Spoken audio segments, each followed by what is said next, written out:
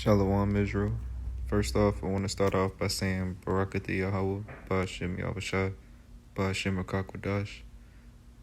I want to also say double honors to the Apostles of Great Millstone. I'm not officially affiliated with the camp, but I do adhere to their doctrine, and I do believe that they are the only camp speaking 100% truth. Shalom to all you brothers who be on the highways and byways fulfilling prophecy, bringing us closer to the kingdom each week and each day. And shalom to all you other brothers out there who come across this video. I just wanted to do a quick topic on just prophecy and just how everything is in the hands of the Father. Like, everything from the beginning was created and ordained. So, whatever role we play and whatever destiny is set for us, it's gonna play out one way or another. The only way we can be saved through it is if Yahawashi is on our side to be saved out of it, or unless we just suffer the destruction. But I have just a couple of scriptures lined up dealing with Yahawashi and him being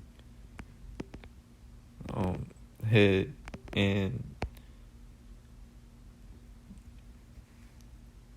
just being that mediator to the Father, because the Father ordained everything to set a certain way, and Yahawashi is like the mediator that helps Israel to get back into standings with them. So I'm gonna go read this. I'm gonna come back to Colossians. I had that open, but I'm gonna go to Romans 8.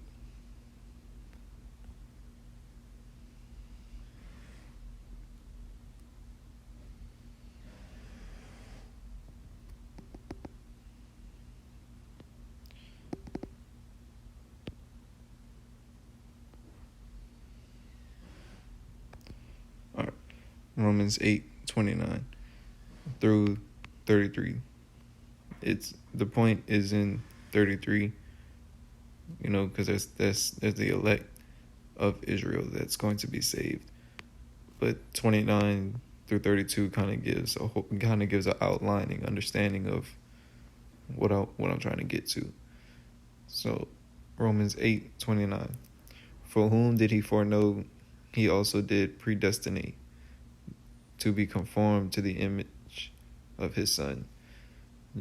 So like he predestined these certain chosen people to be an image of his perfect Son, that he might be the firstborn among many brethren. Yahawashi was the first spirit created. So, and after he was created, there was a select number of 144,000 spirits of Israel created, which is the elect. And moreover, whom did he predestinate, them he also called. And whom he called. Let me reread that. Romans 8:30. Moreover, whom he did predestinate, them he also called. And whom he called, them he also justified. And whom he justified, them he also glorified.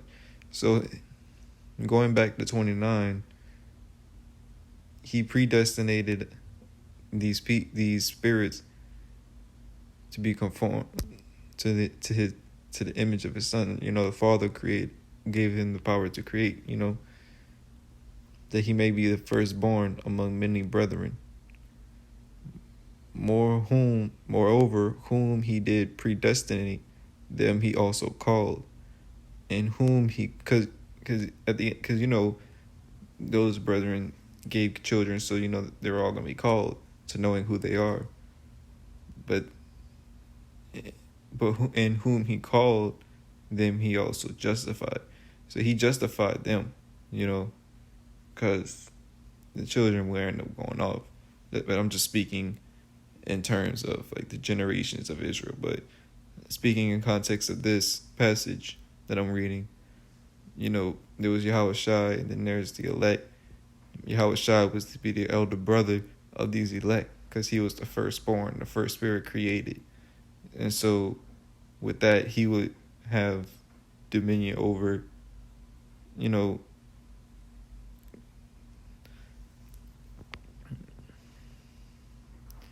also he justified, and whom he justified, them he also glorified.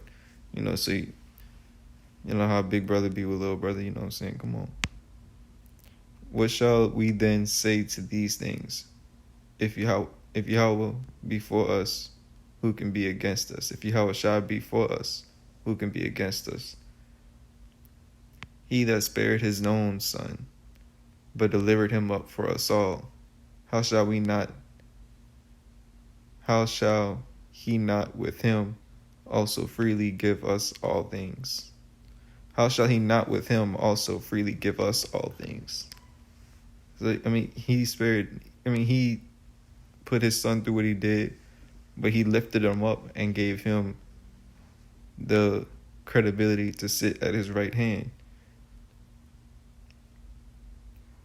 Shall he not do freely to give us some? You know what I'm saying? We might have to suffer, but that's the whole game that's the whole play of the game. Who shall lay anything to the charge of God's elect, if it is God that justified? So at the end of the day, like, who can charge anything against the elect of Yahawashi, of Yahweh Ba'ashem Yahawashi? You know what I'm saying? So that was a point I wanted to get up there from what 29 was saying, because he's like the firstborn. Hebrews 1 and 2.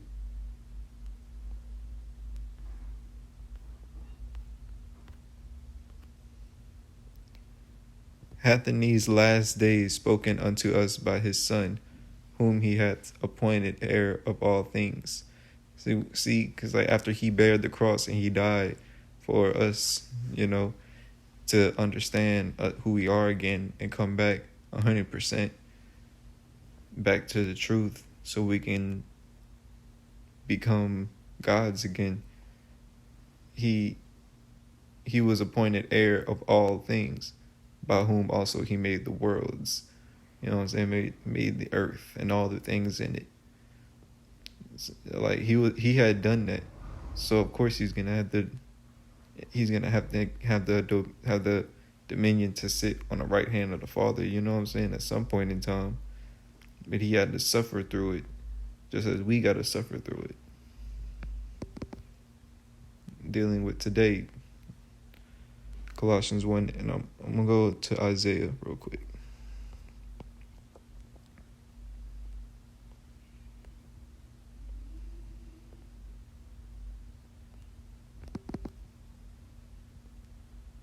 No, 41.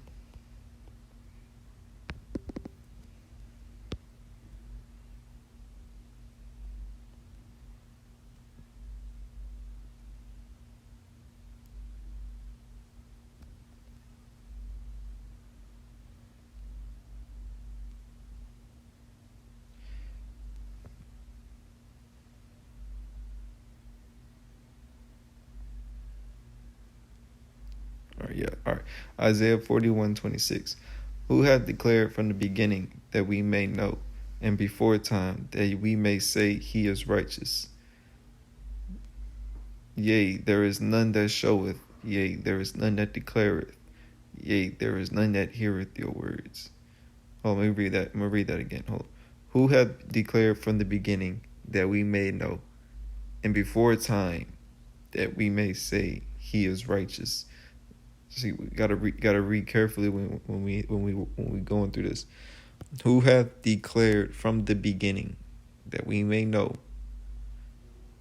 and before time, that we may say he is righteous? You see, because He declared it from the beginning that we may know. At a certain time, we may know. But what had to happen for us to know? Yahawashi dying.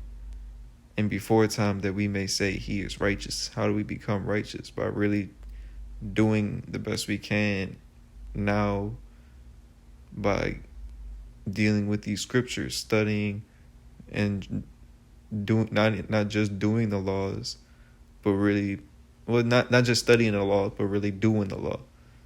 You feel me? Like really doing it to the best of your ability, and do the best of your capability, sincerely and truthfully. Yea, there is none that showeth. Yea, there is none that declareth. Yea, there is none that heareth your words. So there's nobody else there's no one that can show us how to be righteous. There's no one who declared anything from the beginning. There's no one that declared nothing to us, and there's no one that's going to hear what we're saying because they're blind to it. All right, so I'm going to go back down. I'm going to go to Colossians 1:18. I had to go around because I'm really trying to gather myself when it comes to I'm trying to study these scriptures more so I can really just pop up with precepts like a lot of you brothers do in it, because I love that. But I gather it, then that spirit gave me some insight on some other stuff, on some deeper stuff, and I like to share it too, because I would like to find a GMS camp around that's like intuitive with the scriptures too. But yeah, I'm doing everything I can. Colossians 1:18, and he is the head of the body of the church, who is the beginning, the firstborn from the dead. See, because we're all dead right now. We're all in these bodies, these chains. So, and then a lot of us are ignorant. A lot of us are ignorant of a lot of things when it comes to this. So we're dead. But he's the firstborn. He when he died on the cross, the Most High rose him up from the dead on the third day. So he was the firstborn from the dead, that in all things he might have the preeminence. Let's look at what preeminence means. Hold on, Colossians 1:18. I have to go to the blue letter.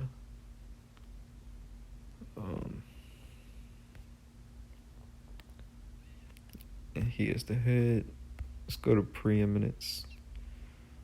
I'd have to look that word up too. So, to be first, hold first place.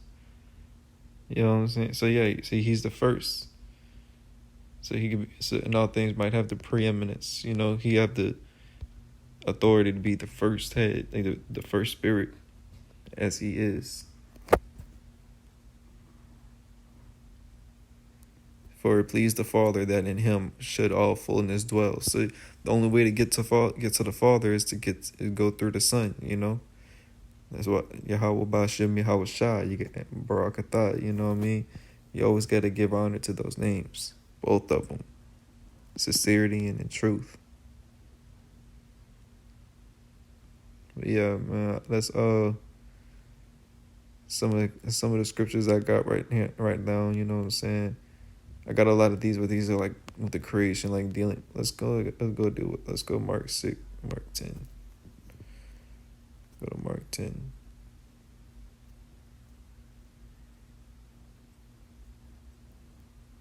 Yeah.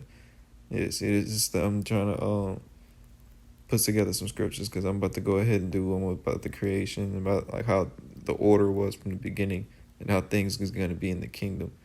You know, because the kingdom is coming real soon. It could possibly come 2020, depending on how long the Lord really has Jacob's trouble last. You know, it's gonna last for a while, but we're just gonna endure through it.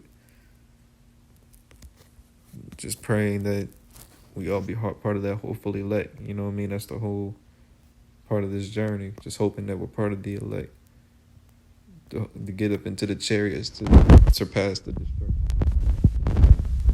I know none of us want to taste nuclear destruction if we're smart and wise. Nobody want to taste fire and get burnt up alive.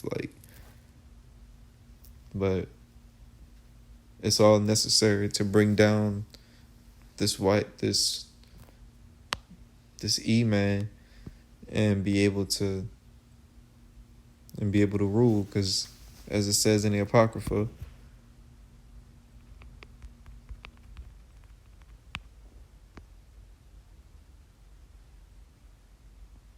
for Second Ezra 6 and 9, for Esau is the end of the world, and Jacob is the beginning of it that follow it. So this is all gonna happen. This is all ordained to happen. So we just gotta be patient and endure. So until the next time, Shalom.